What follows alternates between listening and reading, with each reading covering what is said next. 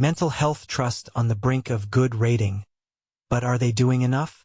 The Norfolk and Suffolk NHS Foundation Trust, NSFT, is inching closer to a good rating from the Care Quality Commission, CQC. But they're not quite there yet. After years of criticism and being placed in special measures, the trust has made significant strides, yet they remain 4 percentage points shy of the coveted 63% threshold for a good rating. Their latest score?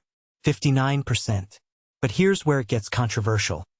Despite the progress, staff and patients still report lingering issues with workplace culture, accountability, and leadership visibility. Is this enough to truly transform the trust's reputation? The CQC's recent report highlights both the trust's achievements and the gaps that remain. NSFT Chair Zoe Billingham celebrated the findings, stating, "This is a strong report for the trust which contains some real positives. We are on the cusp of being rated good." Yet, the report also underscores areas needing urgent attention, such as staff trust and management's handling of complaints and racism in the workplace.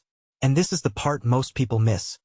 While leaders claim they're addressing these issues, many staff still feel their concerns aren't being heard or acted upon. Stuart Dunn, CQC Deputy Director of Operations in the East of England, acknowledged the trust's progress in board stability and engagement with service users but stressed, more is needed to ensure improvements are embedded and delivered consistently across the organization. Staff feedback reveals a mixed picture. While some feel services are improving, others describe senior leaders as distant and unapproachable. Is this a leadership problem or a systemic issue? Chief Executive Caroline Donovan pointed out that NSFT has been inspected 8 times in the past decade, making it the most inspected mental health trust in the country. She expressed disappointment with the requires improvement rating but highlighted the trust's efforts to learn from past mistakes, particularly in handling patient deaths and working with families. It's the first time the trust has sustained improvement, she noted, adding that crisis services are literally on the cusp of good. But let's pause for a moment.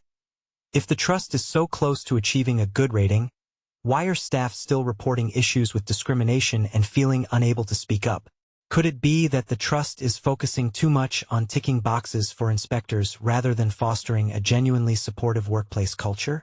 Zoe Billingham assured the public that the trust is not complacent and remains committed to working with service users, families, and partners to deliver safer, kinder, and better mental health services. But as the trust moves forward, one question lingers.